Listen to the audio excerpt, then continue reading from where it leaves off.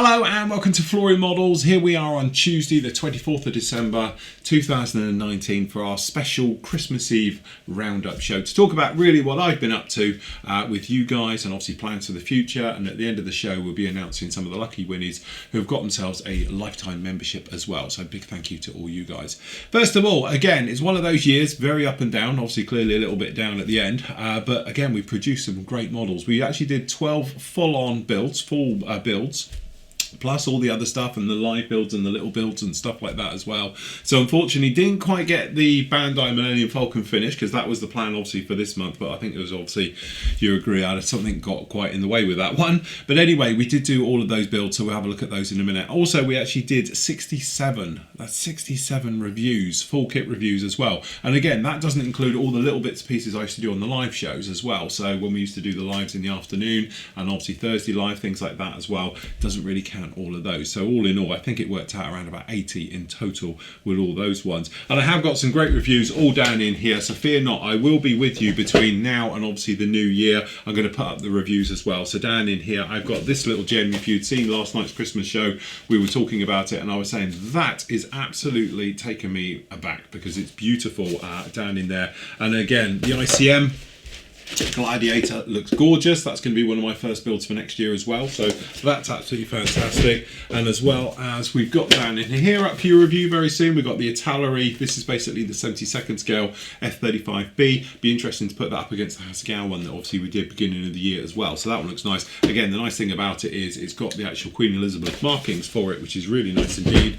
And Rifle Models, as you know, I'm going to be tackling the actual Abrams a little bit later in the year coming up, so we've got that kit review as well for a brand new release from those. All of those kits will be up with you between sort of now and New Year's basically day and things like that. That's the plan, to get those up. Also, don't forget to mention on Sunday, this Sunday coming, which I think is the 30th, we've actually got, let me just check that date before I get it completely wrong. We have got the Sunday the 29th, we've got our live auction with me and Matt from the PM store as well. So from that point of view, we want to grab yourself a bargain, a few giggles, usual thing, you know how we do it. We're going to be starting 7 o'clock on Sunday, live bidding as always via the chat room on that one, so you can grab yourself some bargains from there.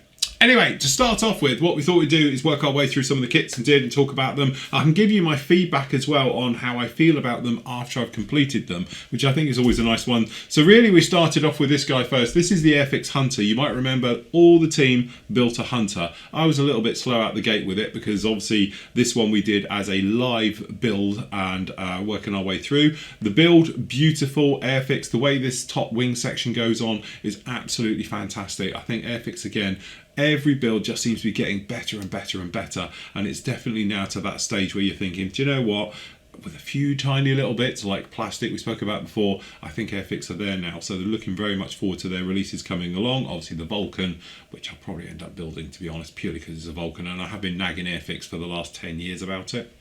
So anyway, this particular kit, very, very nice, went together, no real problems. It looks like a Hunter, it feels like a Hunter. Some very clever ways this goes in. We just said about it, the way that the wing section fits over the top so we don't get any nasty center seams is basically seamless. I know some of the guys had a little few issues with it, but I didn't. It went in there. And then we went on with this one. This has got attacker paints right the way over it, and we did this as part of a live basically show up at the PM store. People came along, watched me spray it live and all the rest of it. Then we did live weathering when I went up the next time, so we were using oils on this one purely to weather it and mottle it and stuff like that, and it turned out absolutely fantastic. So yes, if you're thinking of a Hunter, honestly the Airfix one is where to go. Definitely now surpassed the older Academy kits, put it like that. So again, if you want to grab one of those, you can get it from the PM store. Let's make our way through.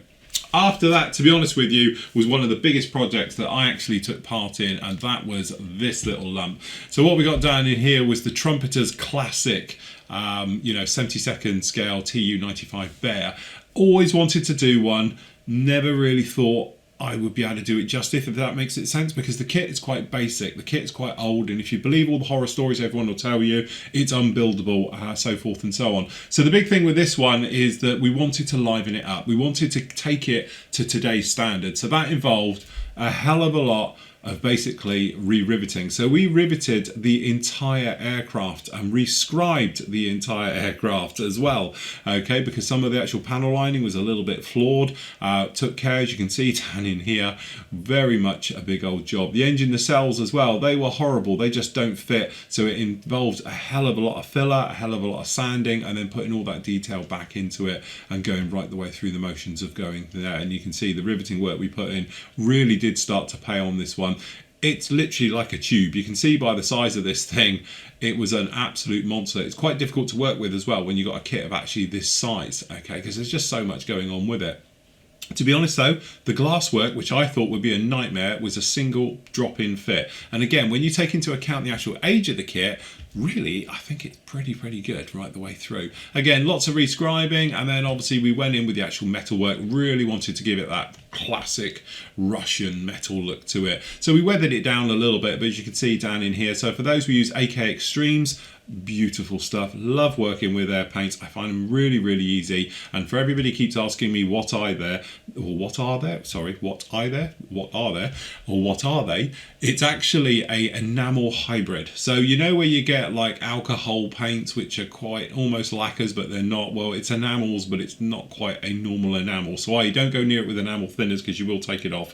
But it's beautiful stuff, and as you can see, we went really to town on this one, going in there and spraying up, putting all the markings in. We were re-riveting, re-scribing, and yeah, just generally going through the motions of it to bring it all in and to get all the details to pop. Lots of wash right the way over it, and to be honest, that's really all we did. And again, it turned out absolutely lovely. There was quite a lot going on with this one, so we had various things with the gear to sort out, trying to get all the wheels to lie down, obviously then with some post shading and post weathering, and we used the old PVA trick as well for doing the windows because the windows were just gnarly. And I left one down, which actually is because they have blinds, so that's the thing for doing that one. And then eventually we ended up with our bear completed. It was a big old job. If you want to see it, it's temporarily housed up at the actual PM store on display with the B-52. They're both up there, but I am hoping to bring her back in the new year and have her back in the studio as my wall hanger. But I did enjoy it. It was a hell of a lot of fun working our way through with that one. Next up, hot on the heels of that one was something a little bit more simple. Sorry, let's just go to the top. And that was the actual Hasagawa 172nd F35B. Now, normally I don't work in 72nd, although I've been doing a lot more this year. So I thought we'd have a go at it. As I say, it's a new kit and everything like that. So I thought, right, we'll go in there. And actually, very surprised of how well this kit went together. Very reminiscent of Bandai almost, because a lot of this stuff you can click it together, and you might see it just down in here. It's got like a teeth system for the top parts here and the bottom parts, and it locks it together with really minimal problems with fit or any filler really or anything else like that. Colour wise, we played around with it a little bit with the various ones. We tried Hataka's colours, wasn't that happy with it. So for this particular one, if I remember correctly, we went back, I haven't actually written it in here, have I? No, sorry. With the actual MRP paint colour onto this one. So to actually give us that nice one. But I didn't give it the metallic sheen over the top, so it's just got that normal finish onto it. And then we went round some light ghost grey for the lighter panels. And then I had a lot of this panelling work, which obviously are giant decals. Lots of softeners and setters and stuff like that to make these bed in right the way through. Usual thing, Flory models wash right over it. Made it a little bit darker, so we added some black into that one as well to make it pop out. Then we came in with some oils using the old dot technique just to break it up and make it all, you know, basically get rid of the solidness of the actual grey to fade it in, and also to weather some of this panelling. And then we ended up with our little F35B. I have to say, it's a fantastic kit. I really enjoyed that build. It was one of those builds where I started on it and it just fell together, and it was one of those mojo type builders. You're putting it in, everything's working, nothing was a problem, and went right the way into it. So you could spend a little bit more time with the weathering and things like that, and that's actually what I did on that build. And I have to say, out of all of this year's builds, that was probably the easiest one. It was so straightforward. So if you are thinking of one, have a look. As I said, it'd be interesting because I've got this little kit to actually do a review of. This is the Tallery's offering of it. So it will be nice to see how it stacks up between the two kits. So I'm looking forward to reviewing that very soon. But if you are after an F35B in actually 72nd scale, go off and get this one. Again, you can do it obviously gear up, gear down. You can have all the doors open, you have them closed up, and you get a little stand with it, showing it in the sort of vertical takeoff and landing positions, literally like that. Okay, so again, if you want to get something like that, help yourself. Next up for us was the Wingnut Wings kit. Again, it's one of those things, everybody who knows me knows I hate rigging and I hate World War One aircraft, purely because they just, it's a skill set that needs to be learned, okay? But after doing the triplane, I wanted to do the normal sort of biplane. So we did the Sopwith triplane now many years ago, about 5-6 years ago. So this year I actually decided to have a go at the Wingnut Wings Sopwith Camel, purely for my own little mini museum that I'm sort of putting together of sort of aircraft that people remember really rather than anything else. Okay, so went in with this one, and again, what can you say? Their kits are beautifully engineered, they fall together. We used a couple of different techniques for this one, to be honest. So for wood effects, for the first time, instead of using a sponge, I used a brush to get tighter wood grain, okay, instead of the normal way, and then obviously working around the dials and things like that. Their instruction manuals are absolutely fantastic. They are very nice. We did all the wood areas down in here, as you can see, going through the motions of it, and then it was time to get the actual paint on and start to get it all together, as you can see, coming all down in here. Then we played with a lot of wood effects. We had to go with this. To be honest, I don't get on with it. It's, yeah, I can't see the point of it. You can get a very nice wood effect with using a brush or sponges. This one, I just find the grain too big for the actual scale. Maybe okay on bigger scales, but in something like this, even in 32nd, I just didn't get it to work very well. Okay, and as you can see, we did a standalone video on that one. Used a slightly new technique as well. So when we were going down on this one, we were doing the thing about pre-masking to give shading, which actually isn't shadows. It's supposed to be the shadows of the wood that is used in the formers of the wings. That's a technique that I was trying to achieve with this one, and then I think it worked. It went in really well. So we got this in, so it's got the lighter shade in there like that, and then by the time we came in with weathering and various things all over this one, you can see we had a little bit of trouble trying to match colours, because it's the bit in this where it says question mark, as in they don't know themselves. So that was me just making some little cards to see exactly how it goes on, and then it's just a case of getting the decals down onto this thing, getting them all bedded in, a little bit of spray work. And then you can see here the weathering technique I was actually doing. So we were making up buff coats and various different colours, as you can see down in here. This is the original painted colour, and this is after I'd weathered it with oils. So really we got some buff out oil paint, and we just went to work blending right the way over the actual top of the wings, just to give them that faded and worn look. And I think it worked well. When you see the original colour and then you can see the weathered colour, it just worked. It worked really well. Very happy with that one. And then this is doing the underside to it. So again, you've got one that's weathered, one that's not, so you can see the difference. Okay, so they're down in there. And now you can see underneath here this sort of the effect we were trying to get with the formers, showing the white on the linen underneath, so it looked like you'd see the actual formers of the wings coming through. Very happy with it. This is the prop. Again, did it with a brush this time instead of a sponge technique. I think it worked really well. I was very happy how that turned out. And then we went to town with the weathering. Always wanted to weather one of these up, so we've just used lots of dots all over this one. So we pre-treated the entire area with enamel thinners first, and then we just bottled some oil onto it, and then we started to streak and go to work. So it's just a case of blending and going through. Really, this is what we're trying to create. As you can see it down in here, this is that just the worn, dirty, you know, the linen effect. It's just catching dirt, gripping onto it and going through, and then hopefully you can see, I think that turned out really well. Again, rigging, using the old elastic stuff right the way through, no problems at all with it. Happy with that. It's actually how that one came out. Then this is one of those kits where I've always wanted to build one, and then I get into it and I start to regret it, thinking, what the hell have I done? Now, after doing the Bear, I thought we've got to do a B-52.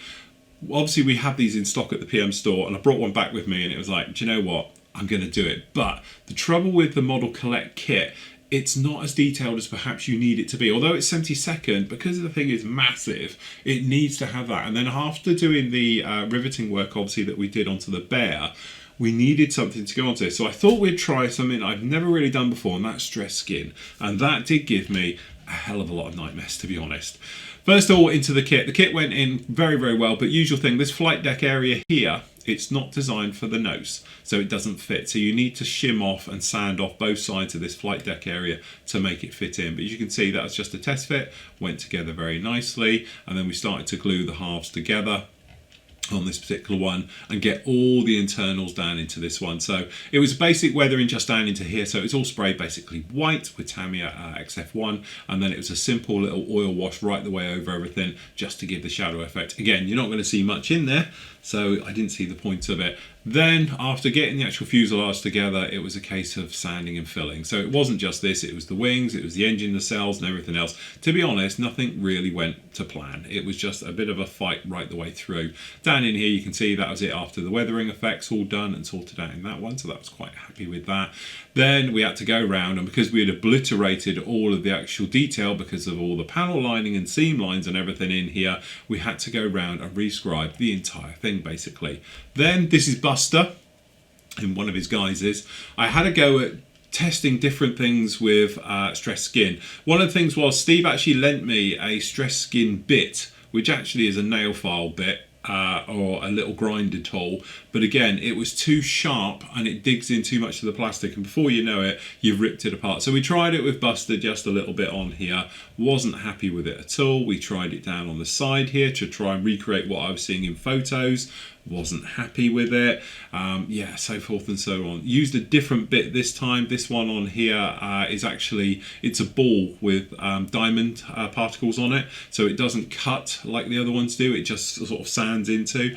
Yeah, it was starting to work. I was coming along quite nicely with this one, but again, trying to recreate what I was seeing in photos and on here, just wasn't happy with it. It just wasn't working for me. So then we tried it, a slightly different technique of actually putting in filler.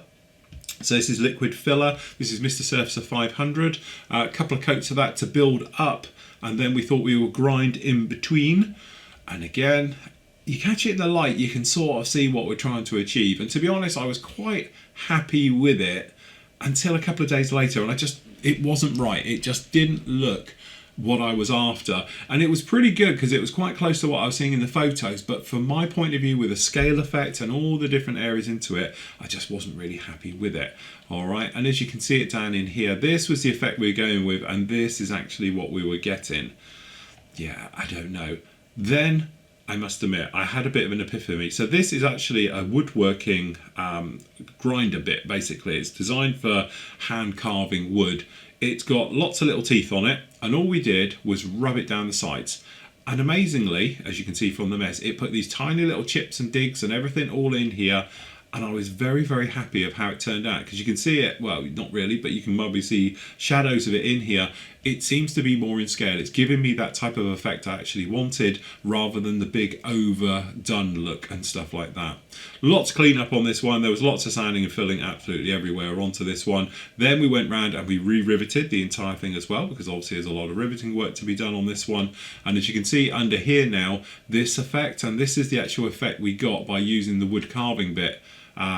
Really subtle, very random, and I stopped using photos because I was just trying to go for the overall effect. And funny enough, at this particular time I was over at Duxford underneath their B52, and I was really, really happy because it's very similar.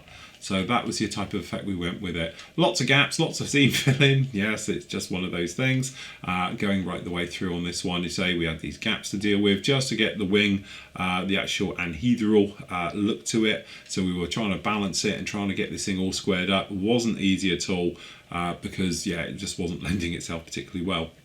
You can see down in here we did lots of the re-riveting, so over the primer, happy with what we had, and then we started to do a little bit of post shading right the way through, trying to talk out some various bits and pieces on this one, and you can see the post shading coming through.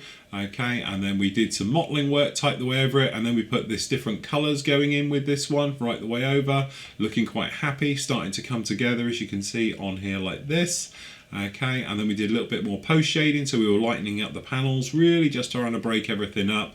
Then we went to detailing some of the engines we had open, so a little bit more detail painting on there. So these are the super colours, super metallic 2s, really, really nice for this type of work. Then we actually got that chrome sort of chromate colour underneath actually into those, so that was looking very, very nice. Decals going on. To be honest, we tried to use the decals from the kit and they were horrible, so we went aftermarket with it. and started to put all of these in. You can see talking about silvering on this one and losing that. Okay, and then after we were happy with the decaling, it was just a case of going right the way through with dark dirt wash. And then because we went over a dead flat finish with the wash, we could cut it back. So it was a lot of sanding it, a lot of working with it right the way through to get it to be this gnarly, grimy, horrible look to it. So that's really sanding off the actual wash rather than wiping it off with a damp cloth. Getting the gear to align was absolute nightmare, because to be honest, get all the gears to touch on the ground was just, wasn't working very well. And then it was time to really bring it together, get the pylons on, get the engines on. Again, engine lineup was a nightmare because you get one pin, so trying to get them all to face in the same direction is a little bit of a handful. Okay, so we were trying to get all of those in. And then we were going over it with some oils, really just to give it that final bit of weathering right over it, lightening up some panels, darkening some. And again, it's working then with the wash from before and then right the way over it like that, trying to get it in. Again, you can see the effects we were getting with all the chippings. And then she started to come together. Have to say, the glass work was fantastic. It just dropped in. We had no problem with the glass work whatsoever. In fact, to this day, it's still not even glued in there.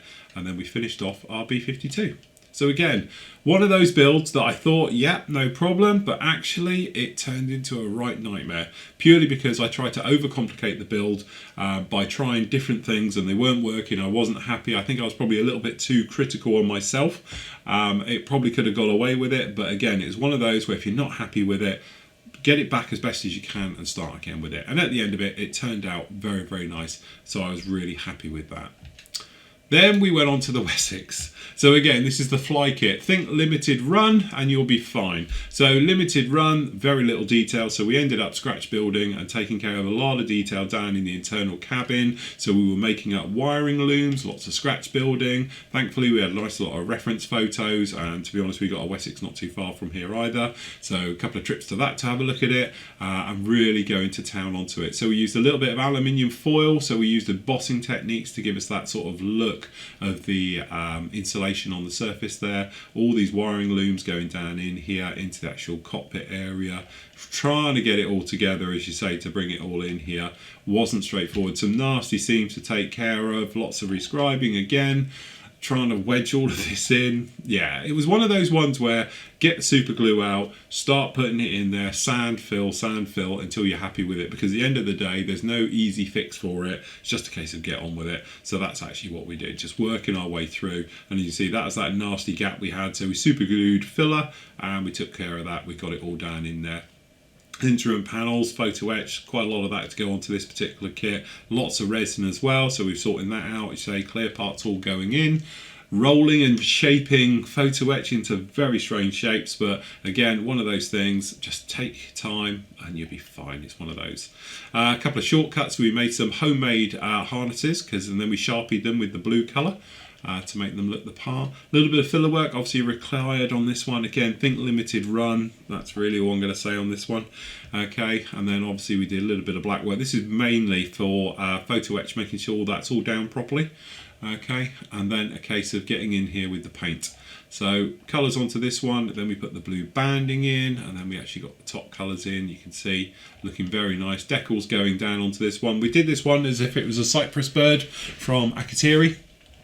And then rotor heads, they were a nightmare, so we ended up pinning and getting those in there like that right the way through. And again, we re-riveted the entire aircraft as well to go through and bring it in. Again, that's the wash coming off as we were putting the wash onto it. Okay, different colours on there. Oil washing around the actual rotor head.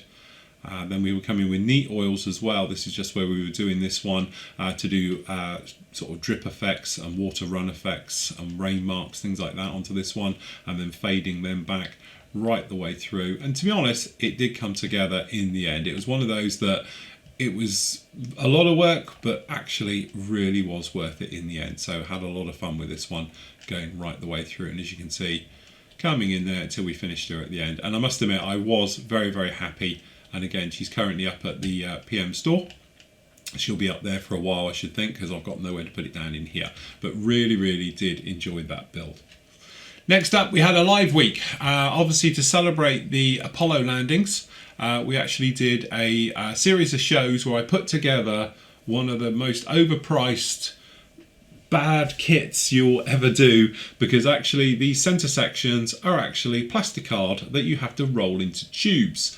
Yes, as you can imagine, lots of fun with that one. We could have taken the easy route. I did manage to source some plastic downpipe and some piping that were the right diameters, and I did have them, but I decided, no, we're going to bite the bullet. We're going to use what comes in the box and try and recreate it. This kit was actually released in the 70s, as you might imagine, in time for the Apollo launch, and it has never changed since. So we did a real time from the actual Apollo 11 launching to actually landing on the moon that particular week. We did a series of shows all live in the afternoon. You guys were fantastic and joined me right the way through the build. We had lots of fun and giggles, and we were trying to get this thing all together, and I was out with a car primer, as you can see, and car paints, putting this thing together.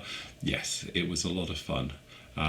But yeah, it was well worth it in the end. Unfortunately, I haven't actually got any photos of this thing completed, but these are the reference photos we were using for it, and you guys were helping out. You all got enjoyed joining in, and some of the bits and pieces from that, including that one, which I've got as well. So that was a hell of a lot of fun. Next up was the actual Kinetic Ambush, as I call her. As a lot of you know, I fly a lot, or when I can, online with a flight simulation game called DCS.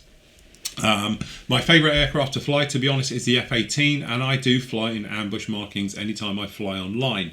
Okay, so for all you flight sims out there, you know exactly what I mean. So I always had to build this aircraft.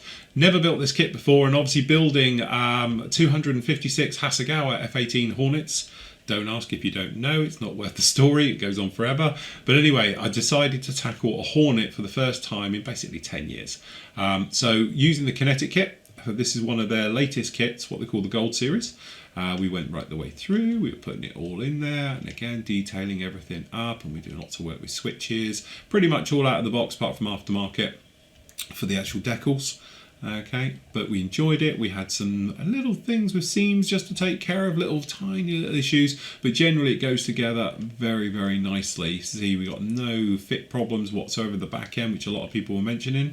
Okay, we had centre seams in cockpits, obviously we removed those and talked about those, and again we had to take care of a few little lumps and bumps on here because we backdated this to an A+ from a C, so there's a couple of little changes. We wanted to do it in flight, as a lot of you have seen, so we had to close up the doors, and as you can see they're not really designed for it, so we had some big old seam lines and various things to take care of, lots of blending around the actual intakes and stuff like that just to get it all down to fit in there. And then we were in with paint, used Hataka paints, again use them a lot this year. I love them, they are so easy to use, they're so easy to spray, and they are fantastic colours, really all I can say. A couple of mould slip marks down in here from the seam, from the mould, from multi-part injection moulding, it goes right the way through, so we're just pointing those out and taking care of them. And then we basically got to work on the colours. As a lot of you remember, I tried to use a mask set, but they were wrong.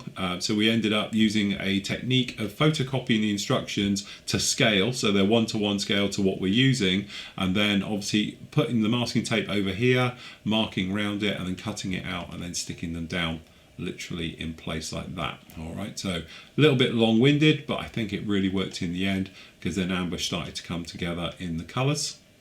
Decals all going on, and then they were going absolutely fantastic with those. And as you can see, wash, a little bit of sanding work, so we took it off actually using a polisher instead of using the wet cloth technique, just give it a more worn, grimy look. Okay, and also it wears the paint all in nicely, and as you can see it all started to come in. Then we was in with the oils, so we're using the Abtai lungs and a little bit of AK oils as well, just to purely to give us some staining and some little contrast on the various wings, things like that. Okay, right the way through.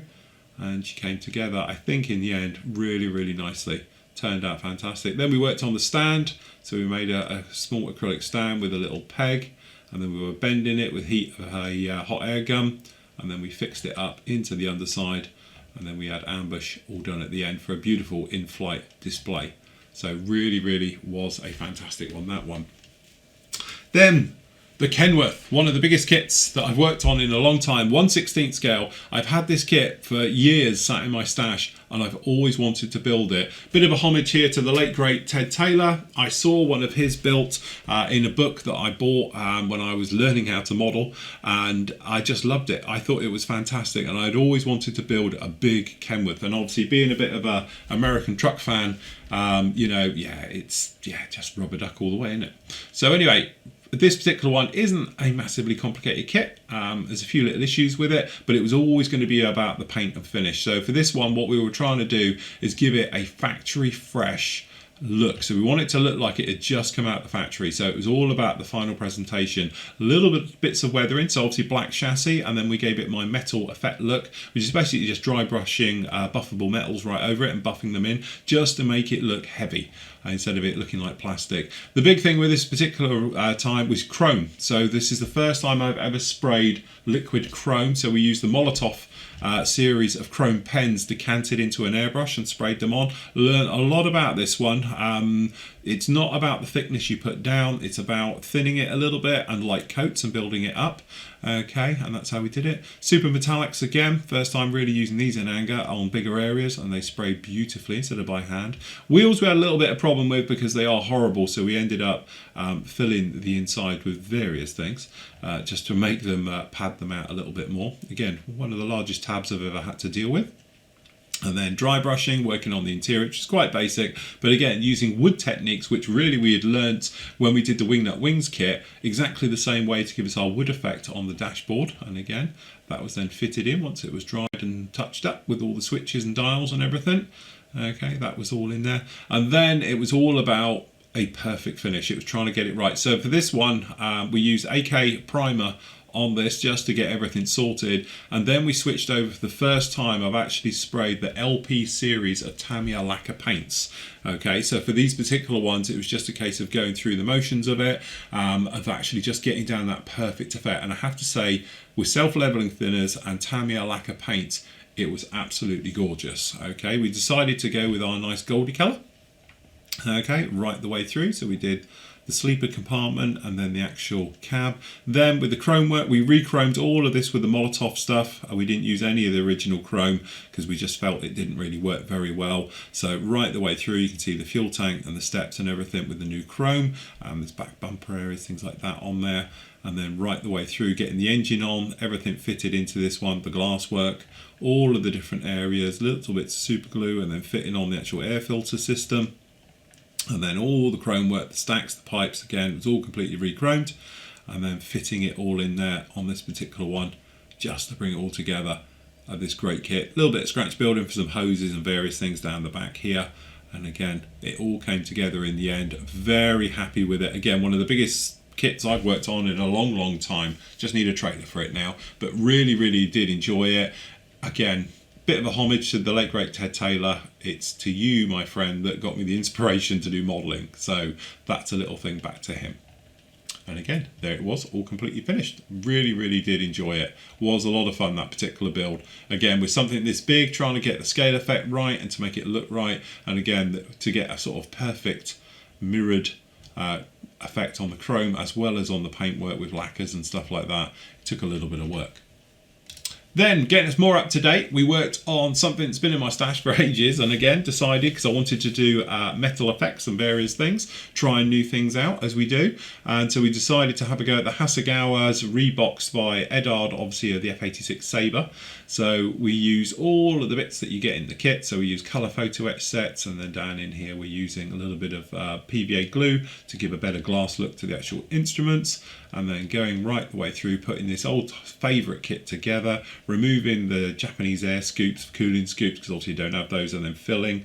So we spoke about that. Getting it as perfect as we can right the way over this one. There's a few little gaps. It's an older kit, but it is still one of their better ones, as you might imagine, right the way through. Rescribing and all the various bits you might imagine. And we spoke about in this particular build about shadowing or ghost marks or ghost seams. Okay, these are the ones that turn up after you think it's perfect. So you sanded and cleaned it, and then you come back and it comes back. So we did this one, we filled and we sanded and we took care, and it still came back.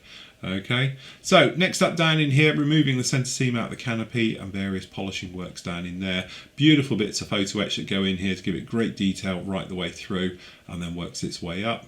And again, rescribing into the paint system, getting the paint work onto this one. and then literally working our way through. Again, AK Extremes right the way through, no problems at all with them. Worked an absolute treat. And then again, picking out panel lines, and it's pretty safe. Once this stuff totally gone off, you can mask over it with no problems without leaving any gluey residues. So we just used polished aluminium right the way over this, and then normal aluminium for the darker shades. And then down the back here, we used a little bit of, I think that was jet exhaust or something down in here. Onto this one, and as you can see, right the way through. Decals going down and on, literally just like that. And then down in here, we speak about the difference between basically natural metal finish on here and silver. So this is like the REF way used to be it, and actually paint silver on. It's not metal, that's what we're speaking about in that particular picture. Decals down and on, and lacquering on this particular one, so we gave it a lacquer coat. Speaking about doing the wheels, so we did the wheels and the canopy. Getting those decals to fit down was a little bit of a hassle around the nose, I must admit. And as you can see, getting it all in there right like that. Finishing it off, getting the green colours onto this one. Wash going on, wash coming off, as you might imagine, and then final coats, and then final assembly. A little bit of washing around the oils, putting some oils for pin washing around the wheels. And then we wanted to have a dull used effect, but we wanted to keep the metal luster. It's a little bit of a balance between the two, but I think we nailed it. I was very happy how it came out. We used a little bit of oils just to exaggerate a little bit of shadowing around the panel lines, because obviously we're onto a gloss finish. The wash was never going to stick, so we thought we'd come in with a little bit of oils on this, just to give it some shadows and shading and various things under here.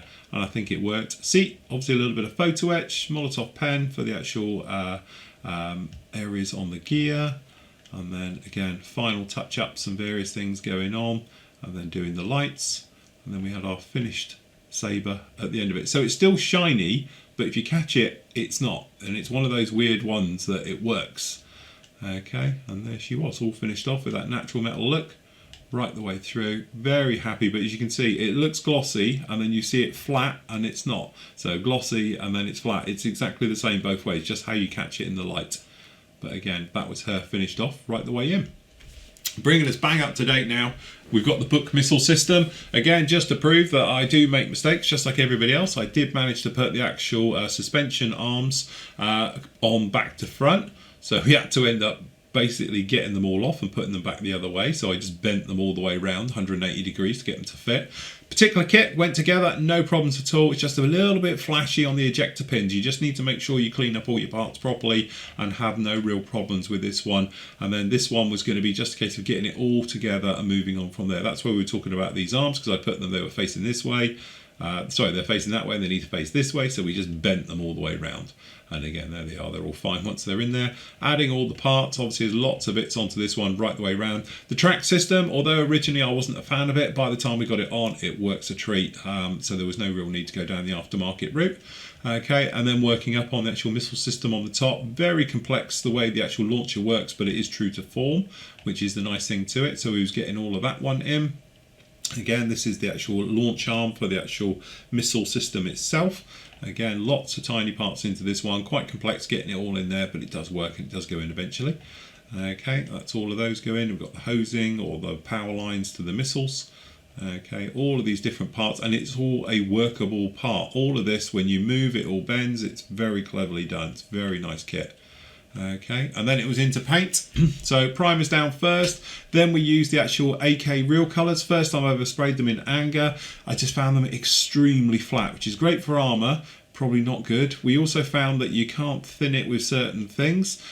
So we was thinking about using it with X28, didn't work with X28, it was separated and it was gritty. Yeah, over here we did it with IPA or isopropanol alcohol, and we had no problems whatsoever, and it sprayed beautifully, so that's what we did.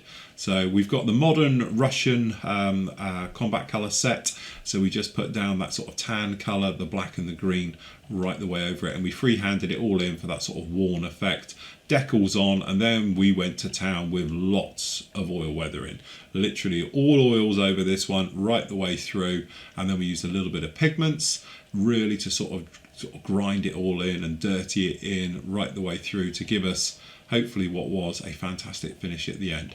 and I was very, very happy how it turned out. First time I've actually done a missile system like this. There's a lot going on, so we wanted the missiles to be a little bit cleaner than the rest of it because we're thinking a reload.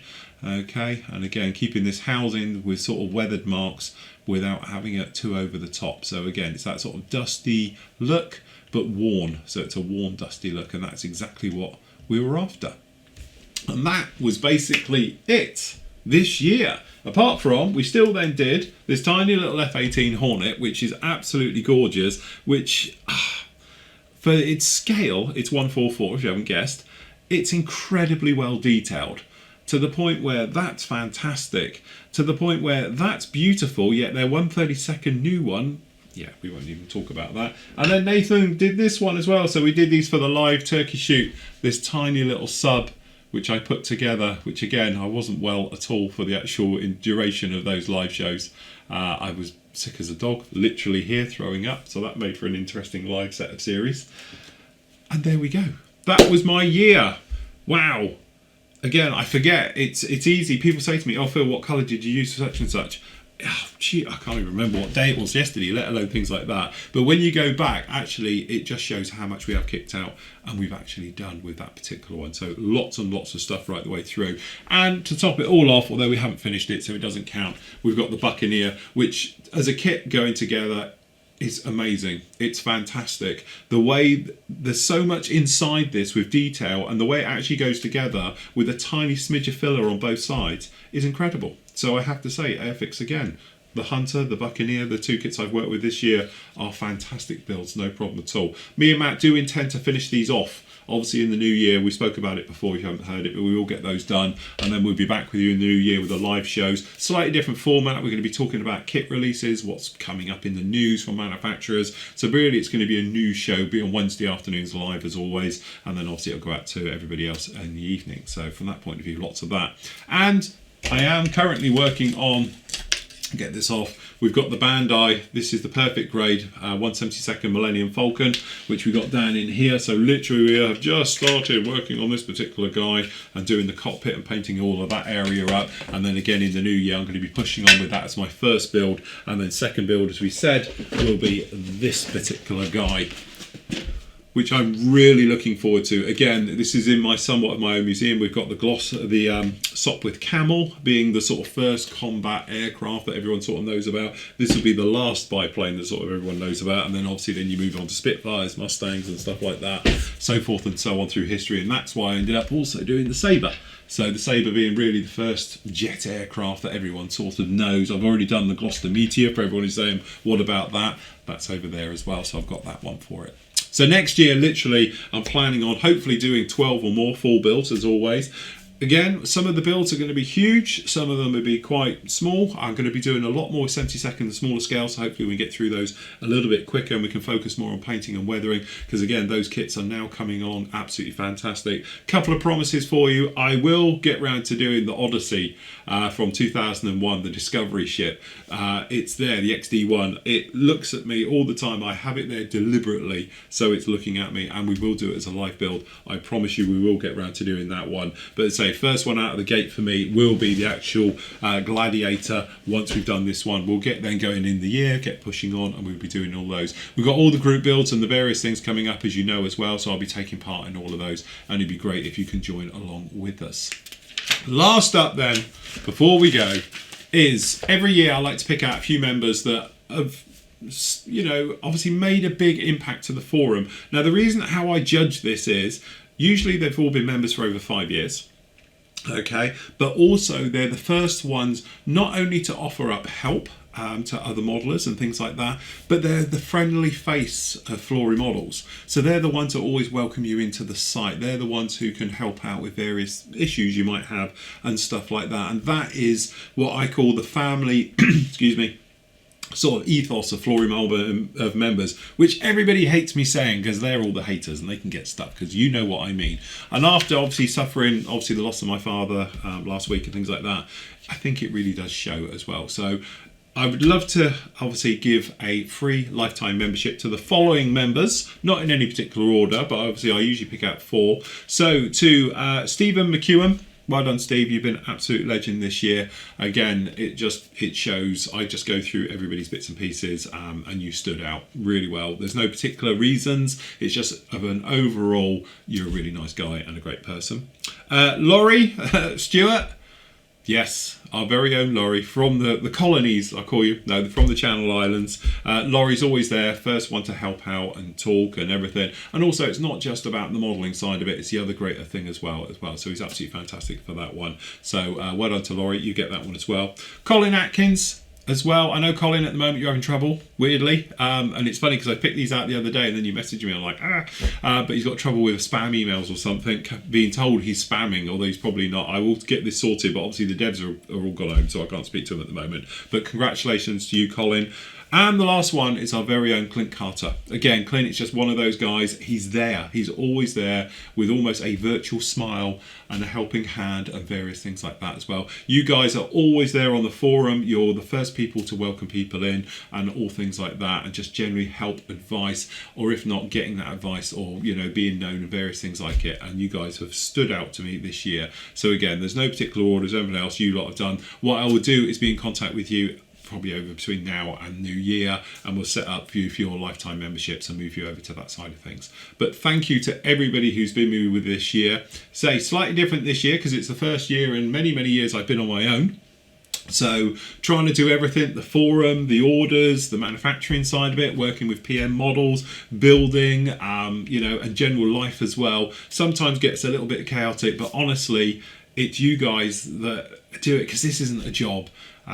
It's not even work at all. I get paid to do my hobby and to work alongside a great deal of guys just like all you guys, you know, because again, you're all friends, you're all this big family, and that is the thing about it. On the other hand, I do have to thank the team. Occasionally they do help out. I've yet to think where. But obviously, big thank you to Matt, because Matt has been absolutely fantastic over this last couple of weeks for me, and Andy especially as well. Both of you two have been absolutely stunning. You know, I couldn't have asked for more. You were always there on the phone, well, obviously with everything that's happened over the last couple of weeks, and helping out and telling me just to sod off. So that's always appreciated. But so big thank you to them. Nathan as well, because obviously Nathan this year has gone, poof, he's always there for us and everything else like that. And Nathan is a real untapped knowledge on modelling with the Luftwaffe side of it and everything else like that. So a big thank you to him. And let's face it, he's got his hands full with little Isla. You know, she's getting bigger now and more time and everything else. So for him to do the live shows with us and with the modelling and doing normal shows as well, big thank you to him. Obviously to Steve as well. Steve hidden away in his little cave, pedaling along and doing all his bits and pieces as well. So big thank you to Steve. And then obviously a big thank you to John as well, because John, again, often comes down here behind the scenes stuff. Obviously with John does a lot of stuff no one ever sees, but he's always helping out and the first one to lend a hand where it's needed as well. So a big thank you to everybody, and everybody else who I've forgotten, because there'll be loads of you now saying, oh, you never mentioned me. Honestly, you know who you are, you know it's all appreciated. A massive thank you to one and all. So anyway, I wish you all a very happy Christmas and a very peaceful New Year. Don't forget, I'll be back between Christmas and New Year with various reviews. I'm not planning on doing a show because obviously we've got families and funerals and things to sort. But obviously I will be back in the New Year full time, back at it and moving along as always. And don't forget, we've actually got the live auction this next Sunday, just before New Year, coming up as well on the 29th as well. So it'd be great to have you along with that one for me and Matt, and I think Andy might be up there as well. Anyway, that's it from me. Merry Christmas, everybody. I'll see you very soon. Take care.